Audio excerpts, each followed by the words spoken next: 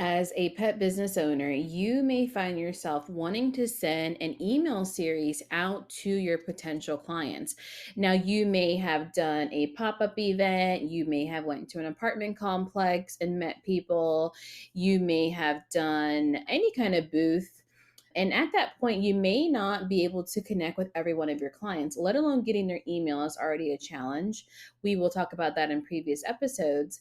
But once you do get their email, like what happens next? How do you re engage and reconnect with these customers? So, today we're going to talk about 5 emails that you can send out to your clients to re engage. You can send those to every single one of your new clients that you find at any of these events, and hopefully they will convert into a new customer. So the first one is really just setting the intention of what your emails are going to be about. So the subject line could be, "It was great meeting you." It was great meeting you kind of leaves off where you left off. Well, picks up where you left off. So, hey, it was great meeting you. I'm so glad we saw you at XYZ event. You're one of us now. We'll send you periodic updates on things you don't want to miss. So if you're sending out an email newsletter, that could be there.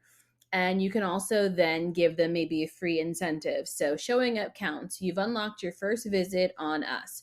Register at your website to collect it. So, usually my first email will be, "Hey, I want to pick up where we left off, and I want to give you something to go ahead and engage." Now, that could be your free consultation. So, if you're not giving out free consultations, you could go ahead and do that then. That could also be a free walk. That could be the first day of a pet sit job. So, if they did 3 days pet sit, 5 days pet sit, you can give the first one on us. Again, this is a reactivating offer to give your clients to move forward. So that's email number one, just kind of setting the tone, like what we can expect when I see you popping up in my inbox. I want to know like what this is all about. So you want to warm that up. Number two is, as a pet business owner, I always want to give them the why. So, why pet parents partner? And that could very well just be your subject line. Why pet parents partner? Ever thought it was just you and the dog? Well, that's just not true. We have your back now. Perks of having a pet partner is benefit one, benefit two, benefit three. Get on a recurring schedule or book your next trip at your website. So at that point, you're then now incentivizing why we want to reinforce this relationship. And you want to think of 3 benefits. Now, you don't want to think of features like we're trustworthy and we have GPS walking. Like, that's not going to get the needle going with the client. You want to tell them the benefits of partnering with you. Now, you can go on to happy hour and no longer have to run back home and take the dog out. Now, you get to say yes to your friend's wedding because you have someone taking care of your dog. Now, you get to add extra hobbies on your schedule because you now have a pet partner. So you want to speak your client's language. Make sure you're listening to reasons why they're using you and why they decided to book you in the first place, and lean into that for every single person that you talk to moving forward. So you want to list the client's benefits from their point of view. So, number one, it was great meeting you. Number two, why parents partner. And number three, never say you don't have a sitter, or never say you don't have a groomer, or never say you don't have a trainer. So number three, you want to say, look how easy it is to partner up, and then walk them through the booking portal and the onboarding portal. So you can give little snapshots, screenshots in the email of your booking portal, clicking on it, where to go next, entering their information, entering their credit card, and then they're booked.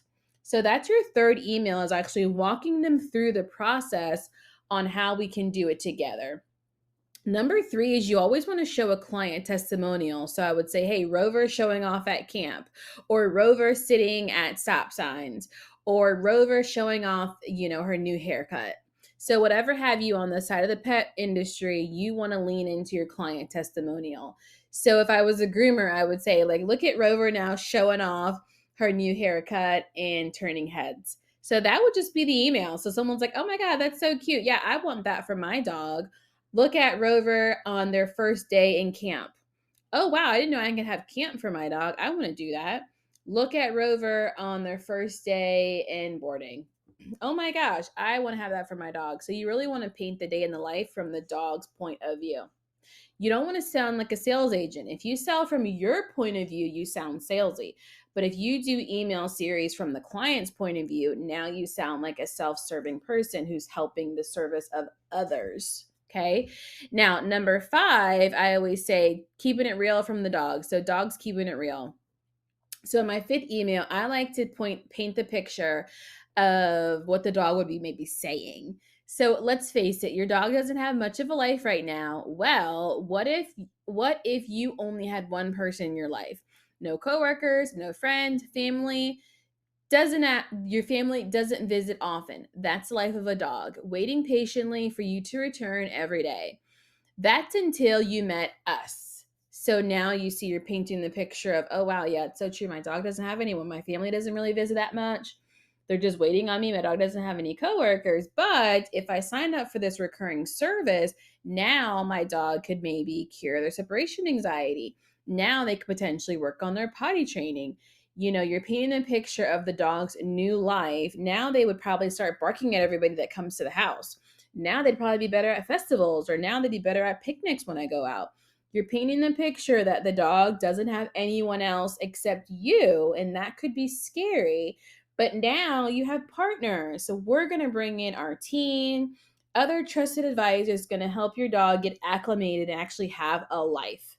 In my pet business, we really sold the urban dog social lifestyle. Now, that's my trademark, can't take it. But in that messaging, it was just because you live in an urban city, just because you live in a high rise apartment, doesn't mean your dog can't still get the life of luxury by having other friends.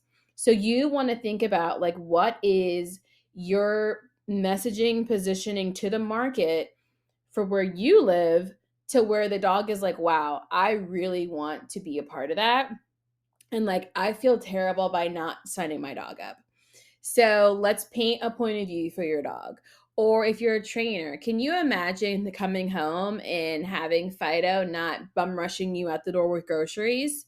Can you imagine Fido actually not smelling like, Fritos or chips every 3 weeks? So, whatever side of the market you're on, you want to paint the picture for the client in that 5th email. And then after the 5th emails, you can then go ahead and just send the customer your regular monthly newsletter and keep them on series with everybody else. But again, these are our activating 5 email series that's going to take the client from very cold to warm. And again, we want to incentivize them by actually booking us and moving forward in our portal. So if you do not have an email series right now, I highly encourage you to get one. If you're not doing any outreach or marketing, highly recommend you do that. Don't forget that we're creating a business that can run without us overall. And so if our job as the owner is not staying in the strategic seat and creating new ways to grow the business, eventually we don't have income, we can't pay our team, and eventually our business just dissolves. So always be thinking of ways you can grow your business. And when you are growing your business, your clients are going to come at you very cold, and you want to find a way to warm them up. This 5 email series could do that. Now, if you benefited from this podcast episode, please join us in the Automated CEO universe. You can click the link in the show notes, join us inside, and we would love to chat with you where we can get your feedback and go deeper. See you then.